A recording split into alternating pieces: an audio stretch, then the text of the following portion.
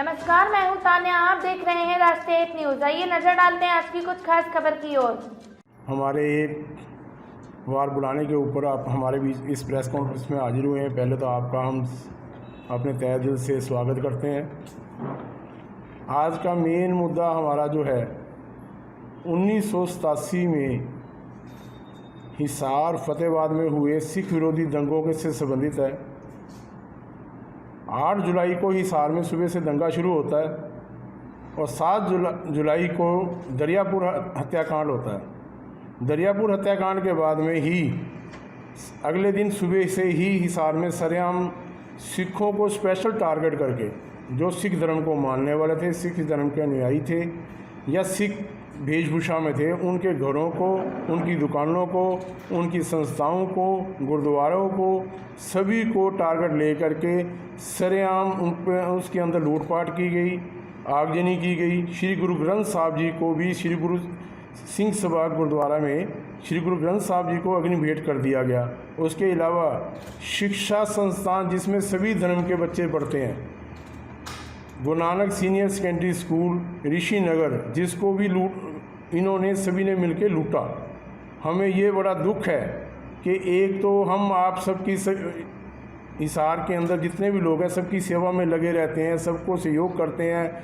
हम लोग जो हैं भारत देश की सुरक्षा के अंदर भी सबसे आगे होकर लड़ते हैं और आज कल को कोई भी छोटी मोटी घटना होती है उसके अंदर में सिख विरोधी दंगा जब भड़कता है तो हमारे यहाँ का प्रशासन, पुलिस डिपार्टमेंट और उसके अलावा लोकल जो सरकार है, उस वक्त की सरकार ने कोई भी किसी प्रकार का भी हमें बचाने की कोशिश नहीं की।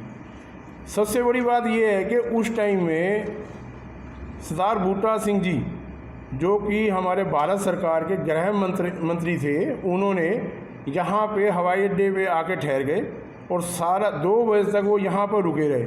इस दौरान जो है हमने जब पुलिस से पूछा तो उन्होंने ये कहा कि हम तो जी उनकी गृह मंत्री जी की सुरक्षा में लगे हुए थे। उस बहाने से सरेआम पूरे हिसार में दंगा हुआ, फतेहाबाद में हुआ और इस चीज़ को लेते हुए गृह मंत्री ने को पता होते हुए भी उन्होंने एक बार भी इस दंगे को रोकने की कोशिश नहीं की। जब वो यहाँ से वापसी चले जाते हैं तो उसके बाद में ये दंगा रुकता है, तब उसके बाद में मिलिट्री को बुलाया जाता है। तभी लोग तब तक जो है हमारी नॉलेज के अनुसार 3 आदमी ऐसे थे सिख परिवार के थे जिनको कि उस टाइम में किसी को जिंदा जला दिया गया, किसी को पत्थरों से मार दिया गया। ये घटना यहाँ पे हिसार में हुई और एक फतेहाबाद में हुई। और उसके अलावा हमने जब भी मुआवजा मांगा या कुछ भी मांगा उसमें हमारे को कोई भी किसी प्रकार का भी सरकार से सहयोग नहीं किया गया। हमने टाइम टू टाइम पंजाब सरकार से भी इसकी मांग की, उनको बाकायदा ज्ञापन दिया, नहीं सुनवाई हुई। अशरिंदर सिंह चावला यहाँ पे एसएसपी थे, उनको भी हमने पूरे डॉक्यूमेंट्स दिए तो भी हमारी सुनवाई नहीं हुई। पहले भी हमने मिनोरिटी कमीशन को बाकायदा इसके बारे में लिखा लेकिन हमारी कोई सुनवाई नहीं हुई।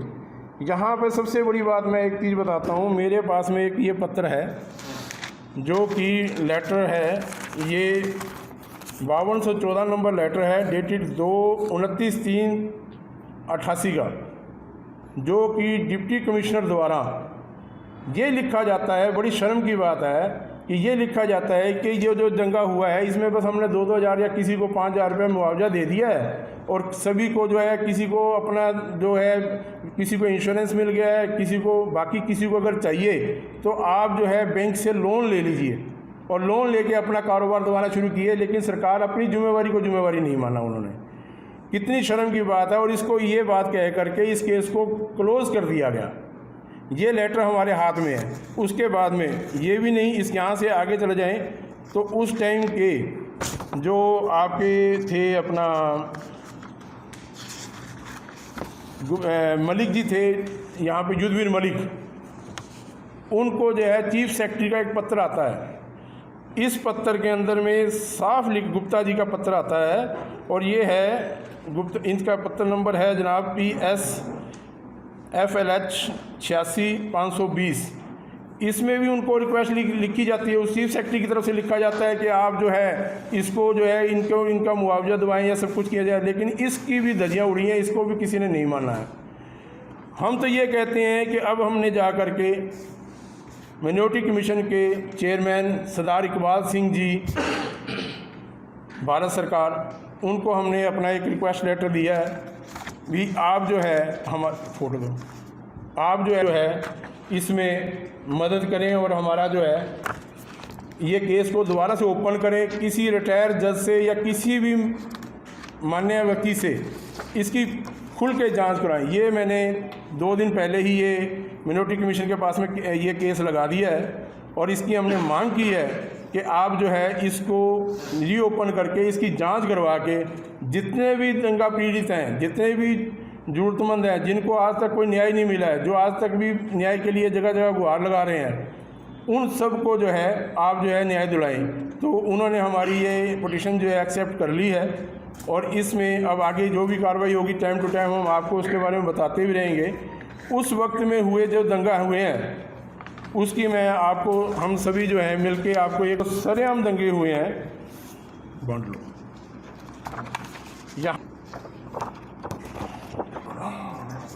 इसके अलावा और भी हमारे पास बहुत सी दंगा पीड़ित फ़ोटोएँ हैं जिसको केस यहाँ पे इन गवर्नमेंट के पास में ये सभी फ़ोटोएँ भी उपलब्ध हैं, सभी केस भी उपलब्ध हैं। उसके बावजूद भी पुलिस ने अपनी कार्रवाई को सही ढंग से नहीं किया, ना आज तक कोई दोषी इसके लिए माना गया और ना ही दोषी कोई मिला इनको।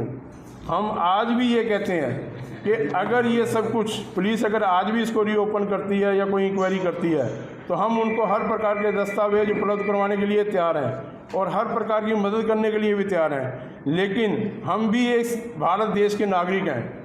हम ये चाहते हैं कि हम हमारे को हमारी नागरिकता होने के कारण हमारा संविधान के अंदर जो हमारी सुरक्षा का प्रदान करना है उसको हमारे को सुरक्षा भी प्रदान करें और साथ में उस वक्त की जो सरकार थी या उस टाइम के जो अधिकारी थे जिन्होंने अपनी जिम्मेवारी को निभाया नहीं है उन सब के खिलाफ में बनती कार्रवाई की जाए और उनकी चाहे ज़मीनों को कुर्क किया जाए या जैसे मर्जी हो उनसे लेकर के अगर सरकार नहीं दे सकती तो उनसे हमारे जो है नुकसान का मुआवजा भरवाया जाए, जाँच जो है खुल के की जाए। जो हमारे पास में बिना एफआईआर के जो इन्फॉर्मेशन है 350 प्लस परिवारों का जो फतेहाबाद और हिसार में जो टोटल नुकसान हुआ था और जो एफआईआर जो दर्ज हुई है जिसमें डेथ समेत टोटल 67 के करीब जो है एफआईआर दर्ज हुई हैं। लेकिन सबसे बड़ी बात यहाँ पे एक और भी किया गया है, जो एफआईआर दर्ज हुई है एक एफआईआर में 3 आदमियों का नाम बीच में डाल करके उसके अंदर एफआईआर दर्ज की गई है। ये नहीं किया गया कि हर आदमी की अलग अलग एफआईआर दर्ज की जाए, जिससे कि वो उसकी जांच में भी बड़ी दिक्कत आई है।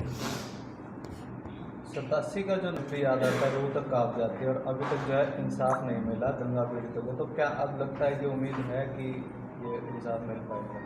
हमने वक्त टाइम टू टाइम हर बार हर सरकार के आगे गुहार लगाई है और अब भी हमने जो है हमारे चेयरमैन साहब से सरदार इकबाल सिंह जी से भारत सरकार से मिनोरिटी कमीशन के चेयरमैन हैं, उनसे अब भी गुहार लगाई है और उनसे ये रिक्वेस्ट की है कि हमारा जो है ये केस रीओपन किया जाए और इसको जो है किसी रिटायर जज से या किसी से भी इसकी जांच करवा करके हमारे को जो है न्याय दिलाया जाए।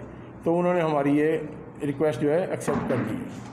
मांग पूरी नहीं होती तो फिर आगे किस तरह का कदम उठाया जाएगा? अगर मांग की तो ऐसी बात है जी, मांग तो हमारे को उम्मीद है कि मांग पूरी होगी। ये हमने जो वो लेटर जो है मिनोरिटी कमीशन में जो लगाया है वो ये लेटर है, पूरी फाइल लगाई है। इसके अंदर में उस वक्त की जो है बूटा सिंह जी के जैसे आए थे वो यहाँ पे, और उसका भी मैं आपको दिखा देता हूँ। ये नवचोर की मेरे को उस टाइम की कटिंग उस टाइम की है मेरे पास में, जिसमें हवाई अड्डे से बूटा सिंह वापसी गए, इसमें साफ क्लियर है, ठीक है जी। और मैंने उस टाइम की जो आप ऑनलाइन भी अगर गूगल पे अगर कहीं सर्च करते हैं तो सन 87 का दंगा कहीं पे नहीं नज़र आता। अगर 87 का दंगे के बारे में कुछ भी करते हैं होशियारपुर का कांड आता है, लेकिन हिसार के बारे में हिसार हरियाणा भर के देते हैं तो कहीं पे कुछ नहीं है, और किसी डिपार्टमेंट से पूछते हैं तो हमें कोई रिस्पॉन्स नहीं दिया जाता, जबकि इनके पास में सभी प्रकार के पत्र भी आए, सब कुछ आए, लेकिन इन्होंने कुछ भी नहीं किया। आबादी का 2% है और 87 से लेकर आज तक अगर देखा जाए तो हर महामारी किया गया, तो तब से लेकर अब तक सिख कम्युनिटी को अनदेखा क्यों किया जा रहा है? ऐसा है कि हमारा काम है सेवा करना। गुरु नानक देव जी ने एक बड़ा अच्छा दिया था कि 13-13 करके उन्होंने सभी की लंगर सेवा शुरू की थी। उस टाइम से आज तक हम वंड शकों की हमारी प्रथा जो है उसको आज भी हम जारी रखते हैं। हमारा कर्म हमने करना है, लेकिन जो सरकारें हैं टाइम टू टाइम सरकार अगर वो गलत करती है या बोलती है वो उनकी सोच है, हम अपना जो है कर्म जो है उसको सही ढंग से करते हैं, हम अपना धर्म सही निभा रहे हैं। हमारा फ़र्ज़ है भारत सरकार से संबंधित जो है किसी प्रकार की कोई गलत एक्टिविटी ना करना। अगर कोई दूसरा कहता है तो कहता जाए, हमें उसको इग्नोर करते हैं, हमें उससे कोई मतलब, हमने मानवता की सेवा करनी है वो करनी है। लेकिन हमें भारत के संविधान पर विश्वास है और हमें उम्मीद है कि हमारी जो है अब जो मौजूदा सरकार और माइनॉरिटी कमीशन में जो हमने एप्लीकेशन लगाई है उसमें हमारे को जो है न्याय ज़रूर मिलेगा और सभी को जो है अपना अपना पक्ष रखने का मौका भी मिलेगा। और बिल्लों की सरकार थी हरियाणा, जब आपकी सरकार सहयोगी था, आपकी सरकार ही न्याय नहीं कर पाई तो दूसरों से क्या नहीं? मैं ये बात आपकी मानता हूँ कि मैं खुद कहता हूँ कि मैंने खुद जा कर के सरदार प्रकाश सिंह बादल जी को पूरी फाइल तैयार करके शाहबाद मारकंडा में उनके हवाले की थी, लेकिन उसके ऊपर कोई कार्रवाई नहीं हुई। और उसके बाद में क्योंकि देखिए ताऊ देवीलाल जी की 1987 में सरकार थी और उनके होते हुए इस टाइम में यहाँ पे दंगा हुआ, तो आगे का आप सारे समझते हैं अभी क्या कारण है कि हमारे को आज तक न्याय नहीं मिला। उन्होंने कभी हमारे को सहयोग नहीं किया, तो इसलिए अब हमने जो है बीजेपी में अब जो है माइनॉरिटी कमीशन में जाकर के अपनी रिक्वेस्ट दी है।